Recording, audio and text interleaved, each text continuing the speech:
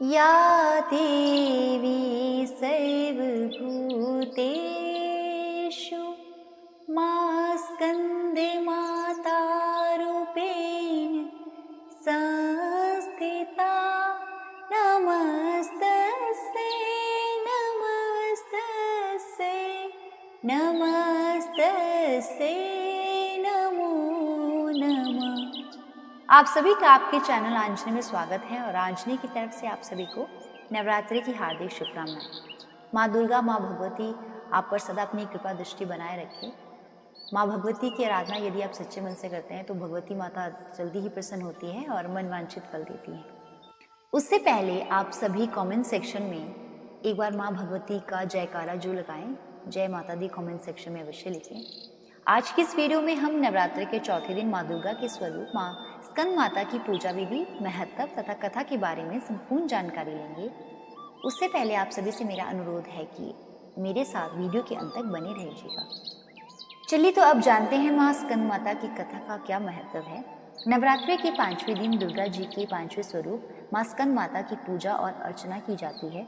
स्कंद शिव और पार्वती के दूसरे और षडानन यानी कि 6 मुख वाले पुत्र कार्तिकेय का एक नाम है। स्कंद की मां होने के कारण ही इनका नाम स्कंद माता पड़ा। माना जाता है कि मां दुर्गा का यह स्वरूप अपने भक्तों की सभी मनोकामनाएं पूर्ण करते हैं और उन्हें मोक्ष का मार्ग दिखाती है। मां के इस रूप की 4 भुजाएं हैं और इन्होंने अपनी दाएं तरफ की ऊपर वाली भुजा से स्कंद अर्थात कार्तिकेय को पकड़ा हुआ है और इसी तरफ वाली निचली भुजा के हाथ में कमल का फूल है।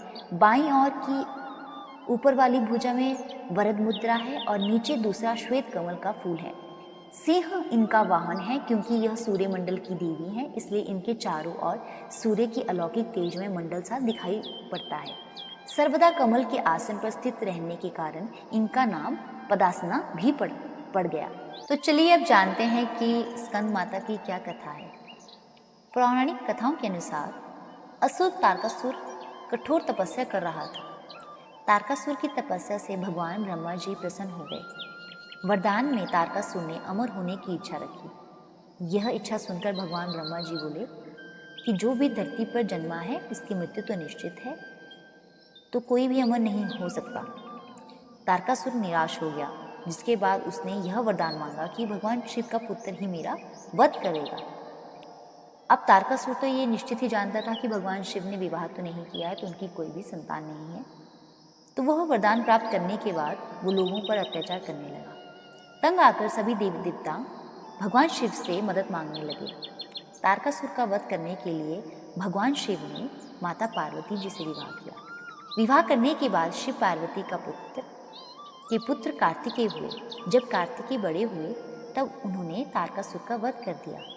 स्कंद माता को कार्तिकेय की माँ भी कहा गया है, तो उसी से उनका नाम स्कंद माता पड़ा। तो चलिए अब जानते हैं माँ स्कंद माता की पूजा विधि। सबसे पहले सुबह जल्दी उठकर स्नान आदि से निवृत्त होने के बाद साफ स्वच्छ वस्त्र धारण करें। माँ की प्रतिमा को गंगा जल से स्नान कराएं। स्नान करने के बाद पुष्प अर्पित करें। माँ को रोली कुमकुम भी लगाएं। माँ को मिष्ठान और 5 प्रकार के फलों का भोग लगाएं। माँ स्कंद माता का अधिक से अधिक ध्यान करें और ध्यान करते वक्त इस मंत्र का जाप करें। या देवी सर्वभूतेषु माँ स्कंद माता रूपेण संस्थिता नमस्तस्यै नमस्तस्यै नमस्तस्यै नमो नमः। इस मंत्र का जाप 108 बार करें। माँ भगवती बहुत कृपालु दयालु हैं, वो आप पर अपनी कृपा दृष्टि बनाएंगी। और सच्चे भाव से यदि माँ भगवती की मंत्र से आप आराधना करते हैं, उनका ध्यान करते हैं, तो माँ आपको अवश्य ही मनवांछित फल देंगी। और यहाँ पर माँ स्कंद माता की पूजन विधि तथा उनकी कथा समाप्त होती है। और अंत में आप सभी से मेरा अनुरोध है कि जो लोग पहली बार हमारे चैनल पर विजिट कर रहे हैं वो उसे सब्सक्राइब करना ना भूलें तथा जिन्होंने पहले से किया है वो उसे लाइक करना ना भूलें। अंत में आप सभी से मेरा एक प्रश्न भी है जिसका उत्तर आप सभी को कमेंट सेक्शन में जरूर देना होगा। आप सभी को इस प्रश्न का उत्तर देना होगा कि माँ स्कंद माता के पुत्र का क्या नाम था। कमेंट सेक्शन में एक बार जरूर लिखें। धन्यवाद। जय माता दी।